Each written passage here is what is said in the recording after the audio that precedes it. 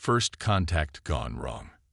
Supreme Commander Virax of the Arathi Empire stood at the bridge of the Eternal Dominion, his crystalline exoskeleton reflecting the pale light of distant stars. The mining colony of Nexus 7 hung in the void before him, a seemingly insignificant human outpost at the edge of unclaimed space. His mandibles clicked in amusement as he reviewed the preliminary scans. Primitive kinetic weapons, basic shield technology, and no quantum capabilities, his science officer reported, her antennae twitching with barely concealed disdain. They appear to be using fusion reactors for power generation. How quaint.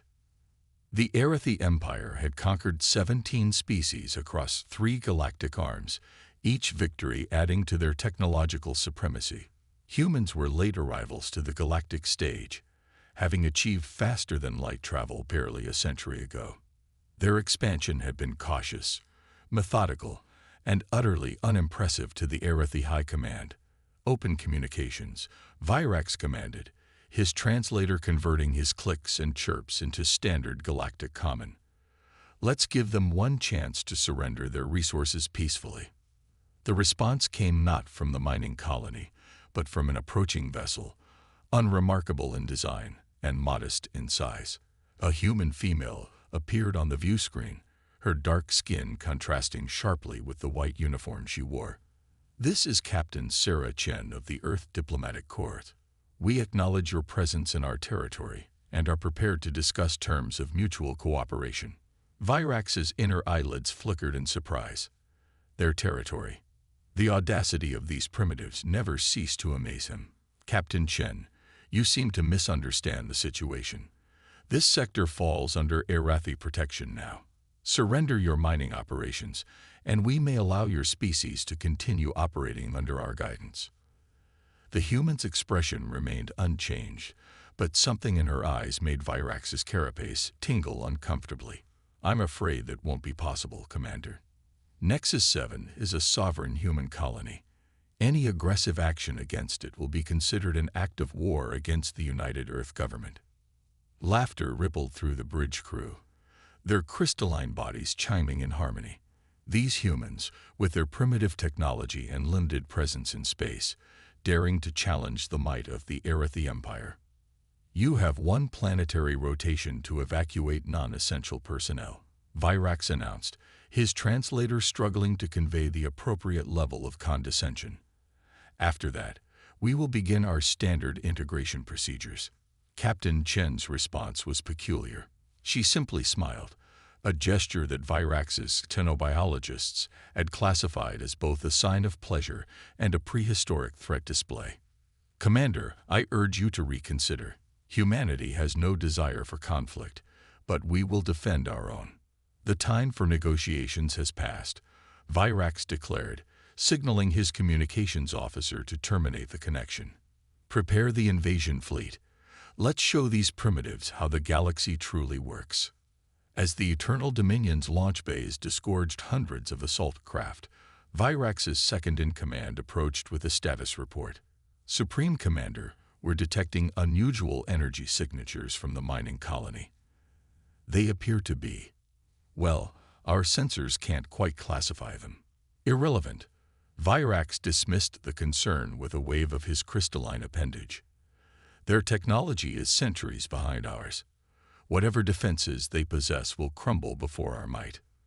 The assault craft streaked toward Nexus 7, their formation perfect, their victory assured. The humans had made no attempt to evacuate, showing either remarkable courage or stunning stupidity. Probably both, Virax mused. Then everything changed. The mining colony shimmered like a mirage in desert heat. The primitive structures seemed to melt away, revealing something else entirely. Something impossible. Where moments ago there had been simple habitation domes and extraction equipment, now stood a massive military installation, its surface bristling with weapons technologies that Virax's sensors couldn't even begin to categorize. Impossible, his science officer whispered, her antennae lying flat against her head in shock. They've somehow masked an entire fortress. The energy requirements alone would be Incoming transmission. The communications officer interrupted, his voice trembling. Captain Chen's face appeared once more on the view screen, but this time her smile held no warmth. Commander Virax, I try to warn you. What you're seeing is just one of humanity's frontier defense platforms. We've had centuries to prepare for this moment, hiding our true capabilities while your empire expanded unchecked. You should have taken the diplomatic option. Before Virax could respond, space itself seemed to tear open around his assault fleet. Ships emerged from the impossible rifts. Human ships, but unlike anything the Arathi had ever encountered. They were dark, angular, and seemed to drink in the starlight itself. All ships, battle formations. Virax commanded, but it was already too late. The first wave of his assault craft simply ceased to exist, their atoms scattered across space by weapons that defied the very laws of physics as the Arathi understood them. As alarms blared across the Eternal Dominion's bridge, Captain Chen delivered her final message. Consider this a lesson in humility, Commander. Humanity remembers every empire that thought itself invincible. We've studied them all, learned from their mistakes, and prepared accordingly. You have 1 hour to retreat from our space. After that, we will demonstrate exactly why the galaxy's older species warned you to leave us alone. The silent response. High Admiral Kenna Zhang stood before the holographic display in the Terran Strategic Command Center buried deep beneath the Pacific Ocean. The massive chamber hummed with activity as analysts and officers monitored the aftermath of the Nexus 7 incident. Above them, a real-time simulation showed the Arathi fleet's hasty retreat across 3 sectors of space. They're regrouping at their forward command base in the Helios cluster, her AI assistant, Arai, reported. The artificial intelligence's avatar flickered beside her, a translucent figure of flowing data streams. Our deep space sensors indicate they're mobilizing their entire third fleet. Kenna allowed herself a grim smile. The Arathi were reacting exactly as expected, with overwhelming force and absolute confidence in their technological superiority. They hadn't learned anything from their first encounter. Status of Operation Shadow Veil, she asked, her eyes tracking the movement of enemy vessels across the tactical display. 97% of our true military installations remain undetected, Araya confirmed. The quantum camouflage fields are holding steady. To their sensors, our colonies still appear to be minimal threat outposts. The door to the command center slid open with a soft hiss. Dr. Marcus Chen, Sarah's father and the architect of humanity's technological leap, entered, his aged face creased with concern. They're scared now, Admiral. Scared beings make dangerous decisions. That's what we're counting on, Doctor, Kenna replied, gesturing to a secondary display showing the internal communications they'd intercepted from the Arathi fleet. Their entire society is built on the assumption of their technological supremacy. We've just shattered that assumption. Marcus nodded, his fingers dancing across a portable terminal as he pulled up his latest research data. The quantum displacement weapons performed better than expected. The Arathi shields were completely ineffective against phase-shifted attacks. Because they never imagined someone would figure out how to weaponize quantum tunneling, Kenna mused. 200 years of playing the primitive species while we studied their every move, their every technology. And they never once suspected. The command center's atmosphere grew tenser as new data streamed in. The Arathi weren't just mobilizing their third fleet, they were recalling ships from across their empire. Their response to this challenge would be massive, brutal, and utterly predictable. Message from the Council, Araya announced. They've approved the activation of Phase 2. Kenna's expression hardened. Phase 2 had been centuries in the making, a carefully orchestrated plan that would reveal just how thoroughly humanity had prepared for this moment. Send the signal to all deep space installations. It's time to wake the sleeper fleet. Throughout human space, hidden shipyards began to emerge from their quantum camouflage. Vessels that had been constructed in absolute secrecy, incorporating technologies reverse-engineered from a dozen alien civilizations, powered up their systems for the first time.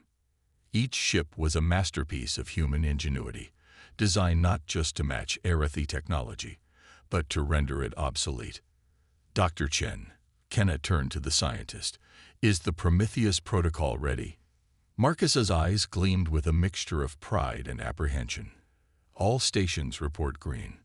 The quantum network is stable and ready for full deployment. Once activated, their faster-than-light communications will be useless. They'll be fighting blind and deaf. And the cost to our own systems? Minimal. We designed our quantum communications architecture specifically to function within the disruption field. Another advantage of patience and preparation. Kenna moved to the central command platform, her uniform gleaming under the holographic lights. With a gesture, she brought up the classified files detailing humanity's true military strength. The numbers would have shocked the Arathi if they had any idea they existed. Send word to all fleet commanders, she ordered. Operation Thunderstrike begins in 48 hours. Until then, maintain current defensive positions and continue monitoring Arathi movements. Admiral, Araya interjected.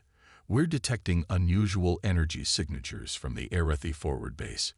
They appear to be preparing their planet-killer weapons. Instead of concern, Kenna's face showed satisfaction. Right on schedule. They're following the exact pattern we've seen in their previous conquests. When challenged, they immediately escalate to maximum force to crush any resistance. They still think this is about military might, Marcus observed. They haven't realized this is about intelligence, preparation, and the human capacity for long-term strategic planning. That's their greatest weakness, Kenna agreed. They believe that technological superiority alone guarantees victory. They never considered that another species might hide its true capabilities, might spend centuries studying their weaknesses while presenting a deliberately vulnerable facade. The command center fell into focused silence as preparations continued. Across human space, hidden fleets moved into position, cloaked by technologies the Arathi couldn't even detect, let alone counter. Every ship, every weapon, every tactic had been designed specifically to exploit weaknesses in Arathi systems, weaknesses they didn't even know they had. Message from Captain Chen, Araya announced. The Arathi Supreme Command has issued an ultimatum. They're demanding our immediate surrender and the revelation of all our military technologies. Send them our standard response, Kenna ordered. Apologize for the confusion, express our desire for peaceful resolution, and request additional time for consultation with our government. Playing for time? Marcus asked, though he already knew the answer.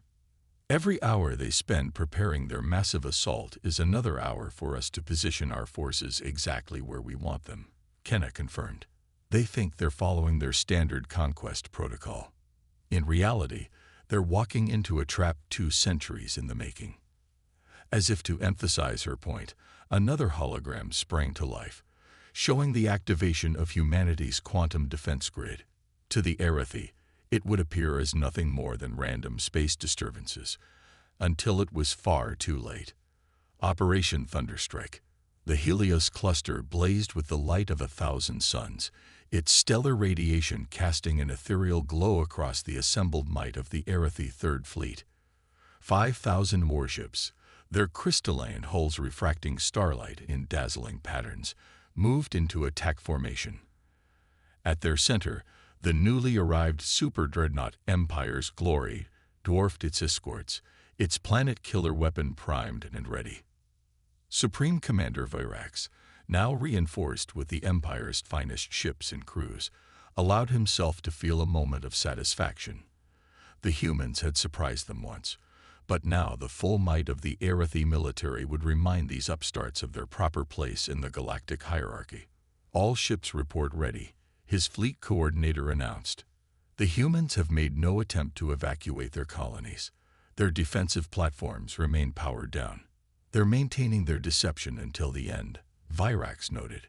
Admirable, but futile. Begin the attack sequence. The first wave of Arathi warships surged forward, their weapons charging. Behind them, The Empire's glory began its primary weapons startup sequence, the massive crystalline focusing arrays aligning to channel enough energy to crack a planet's crust. That's when the trap was sprung. Space itself seemed to ripple and tear. Where moments before there had been empty void, now hundreds of human vessels materialized. They simply appeared, without any warning from hyperspace sensors, without any transition effects. They had been there all along, hidden by technology that shouldn't exist. Impossible, Virax's science officer exclaimed. Our sensors show they're generating quantum fields we've never seen before. The energy readings are off the scale. Before Virax could respond, every Arathi communication channel went dead. Their quantum entanglement communicators, supposedly unhackable and unblockable, fell silent. In that moment of confusion, the human fleet struck. The battle that followed would be studied in war colleges across the galaxy for centuries to come. The human ships moved with impossible precision, their formations shifting and adapting in ways that suggested an intelligence far beyond normal tactical computers. Each vessel seemed to know exactly where every enemy would be, attacking not where targets were, but where they would be seconds later. They're inside our decision loop, Virax's tactical officer realized with horror. Their combat AI is predicting our responses before we make them. The Empire's glory brought its planet killer online, the weapon's focusing crystal gathering enough energy to vaporize a small moon. The beam lanced out toward the heart of the human fleet and passed harmlessly through empty space as every targeted ship simply ceased to exist, reappearing instantly kilometers away. What you're seeing is the result of Project Oracle. Captain Sarah Chen's voice cut through the chaos, somehow breaking through the communication blackout.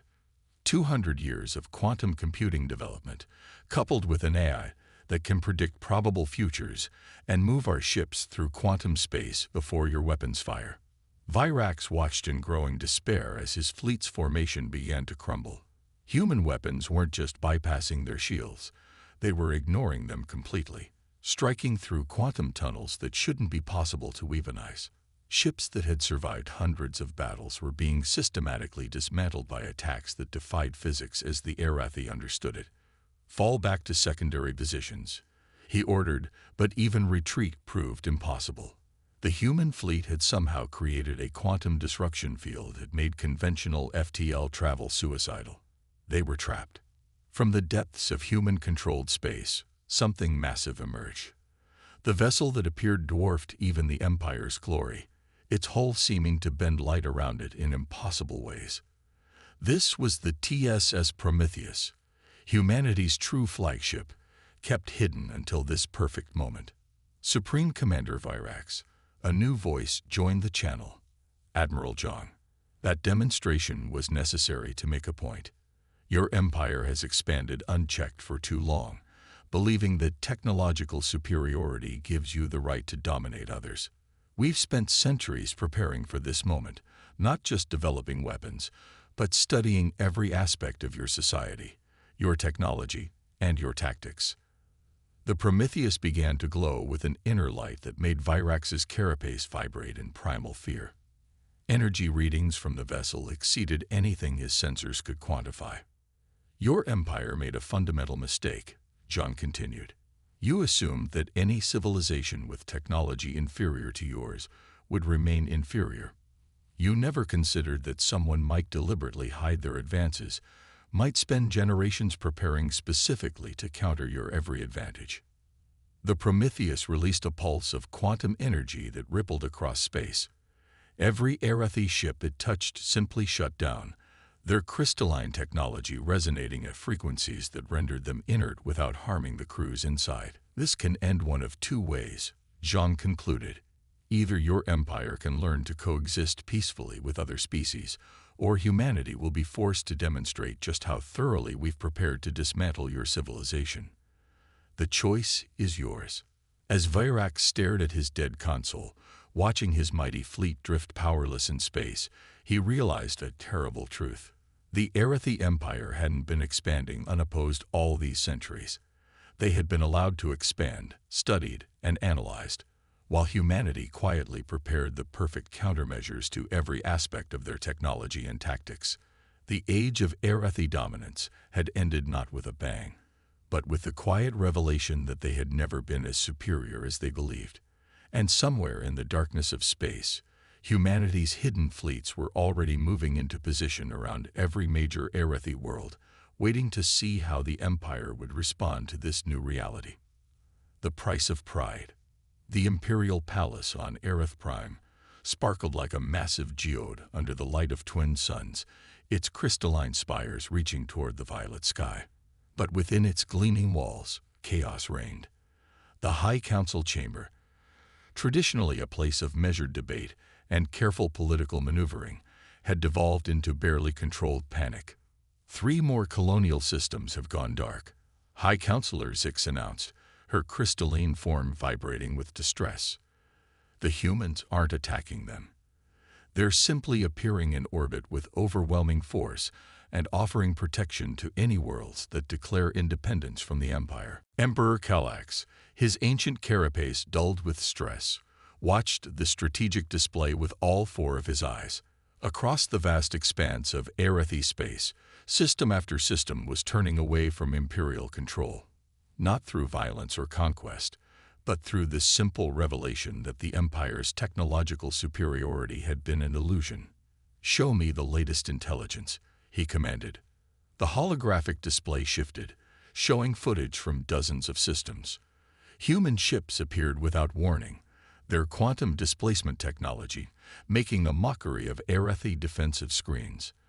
But they weren't destroying Imperial installations, they were simply neutralizing them, demonstrating their complete technological superiority before opening diplomatic channels.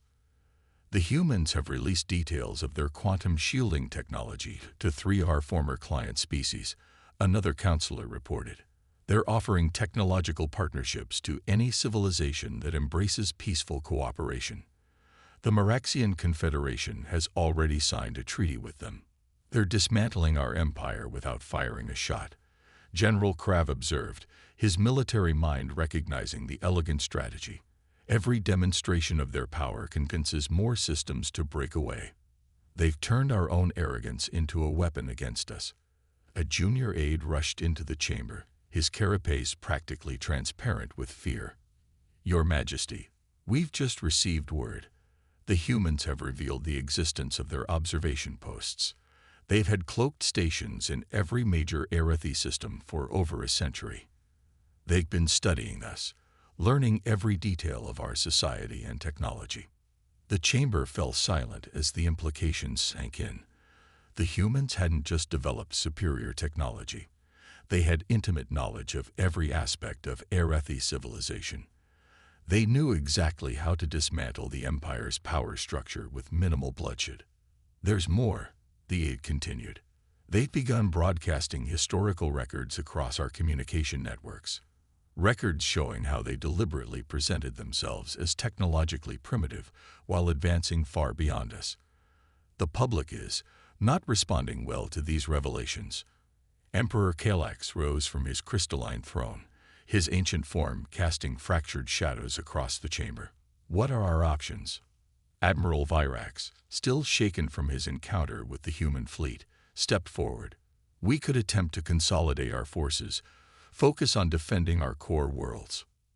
"That's no longer possible," a new voice interrupted. The chamber's security system sparked and died as a holographic figure materialized in the center of the room. Admiral Zhang of the human fleet. "How dare you intrude on Imperial proceedings?" A counselor began, but fell silent as Zhang's image smiled. "Your entire communication network has been running through our quantum relays for decades," she explained. "We're not here to humiliate you, but to offer a choice. The Arathi Empire can either adapt to a new galactic reality or fade into irrelevance." The Emperor's crystalline surface rippled with emotion. "You seek to destroy everything we've built." "No," Zhang corrected. "We're offering you the chance to build something better. Your civilization has achieved remarkable things, but your belief in absolute superiority has become a prison. Look at these." The chamber's displays filled with images. Arathi achievements in art, architecture, scientific theory. But alongside them appeared human analyses, suggestions for improvements, innovations that could have been made if not for the Empire's rigid belief in its own perfection. For centuries, we studied not just your weaknesses, but your potential, John continued. We saw what the Arathi could become if freed from the burden of believing they had nothing left to learn. Every technology we developed, every strategy we planned, was designed not just to defeat you, but to offer you a path forward. Throughout the chamber, counselors and military leaders watched in stunned silence as humanity's true master plan became clear. This wasn't just about military victory or political dominance. It was about forcing a civilization to confront its own limitations and choose a better path. Within your secure archives, John added, you'll find we've just uploaded detailed proposals for restructuring the Empire into a cooperative confederation. We've included economic projections, social impact assessments, and transition plans developed over decades of studying your civilization. The choice to use them is yours. As the human admiral's hologram faded, Emperor Galax faced the horrifying reality that his civilization's greatest defeat had come not from superior firepower, but from an enemy wise enough to understand that true victory meant offering a defeated foe a way to salvage their pride and build a better future. Your Majesty, General Krav spoke softly, the humans aren't just stronger than us. They've proven themselves wiser. Perhaps it's time we learned what it means to be students rather than masters. Outside the palace walls, the twin suns of Aerith Prime set on an empire facing not destruction, but transformation. And in orbit, invisible to Imperial sensors, human ships maintained their silent vigil, ready to either welcome a new ally or contain a stubborn enemy. Dawn of a new era. 1 year later, the Galactic Concordat chamber on Earth's orbital diplomatic station, Unity, hummed with activity. Representatives from 100 species filled the crystalline enhanced chamber, a deliberate architectural fusion of human and Arathi design. At the center of the chamber, Emperor Galax of the reformed Arathi Confederation stood beside Earth's President Chen, their vastly different forms casting intermingled shadows across the assembly. The transition period has concluded, President Chen announced, her voice carrying to every corner of the chamber through quantum-linked translators. Today marks not just the formal recognition of new borders and alliances, but the beginning of an unprecedented era of technological and cultural exchange. Admiral Zhang, now serving as Earth's chief diplomat, watched from her position near the chamber's edge. The past year had validated humanity's centuries-long strategy. The Arathi Empire had indeed chosen transformation over destruction, though the path hadn't been smooth. Our ancestors believed that technological superiority gave them the right to rule. Emperor Galax addressed the assembly, his crystalline form refracting light in patterns that conveyed both humility and determination. Humanity showed us a different kind of superiority. The wisdom to advance in secret, the patience to understand rather than conquer, and the compassion to offer redemption rather than destruction. The massive viewing screens surrounding the chamber displayed scenes from across known space. Former Arathi colony worlds now hosted mixed communities of species, their combined technologies producing innovations that would have been impossible in isolation. The quantum networks, once used to hide humanity's true capabilities, now served as the backbone of an interstellar civilization based on cooperation rather than conquest. Dr. Marcus Chen, his hair now fully white, approached the central podium.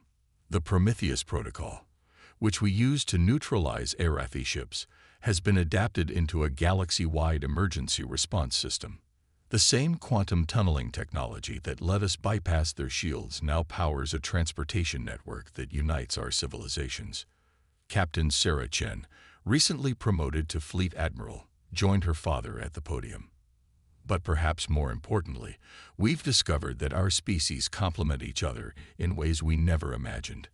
Arathi crystalline technology, combined with human quantum computing, has opened doors to scientific realms we're only beginning to understand.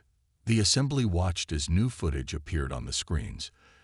Joint human-Arathi research stations, mixed species crews on exploration vessels, and the first ships of the combined defense fleet. These vessels incorporated the best of both civilizations' technologies, their very existence a testament to how much could be achieved through cooperation. We did not simply defeat the Arathi Empire, President Chen continued. We challenged them to become something greater. And in doing so, we challenged ourselves to live up to the principles we claim to defend. Supreme Commander Virax, now serving as the liaison between human and Arathi military forces, stepped forward. His once proud carapace now bore markings of his new role, patterns that symbolized bridge building rather than conquest. A year ago, I commanded a fleet intended to subjugate humanity, he acknowledged. Today, I help coordinate joint missions to explore unknown space. The humans could have destroyed us. Instead, they forced us to confront our own arrogance and offered us a chance to evolve. The Chamber's attention turned to a new display, a massive stellar mapping project that showed unexplored regions of the galaxy. These were spaces that neither humanity nor the Arathi had dared to venture alone, but which now beckoned to their combined capabilities. We stand at the dawn of a new era, President Chen declared, not one dominated by a single species or empire, but one where diversity of thought and approach is recognized as our greatest strength. The stars await not conquerors, but explorers willing to learn from each other. Admiral Zhang moved to join the central group, her uniform incorporating both human and Arathi design elements. Our victory wasn't won through superior firepower alone, but through the recognition that true strength lies in the ability to transform enemies into allies. The galaxy is vast, and its mysteries will require all of us working together to unravel. As the ceremonial signing of the Galactic Concordat began, Emperor Kelax turned to President Chen. Your species had the power to destroy us utterly, he observed. Many would say we deserved it. Why choose this path instead? President Chen smiled, gesturing to the assembled representatives of dozens of species now working together. Because the goal was never to prove our superiority, but to create something better than either of us could achieve alone. We hid our advancement not out of fear, but because we saw the potential for this moment, the birth of a truly united galactic civilization.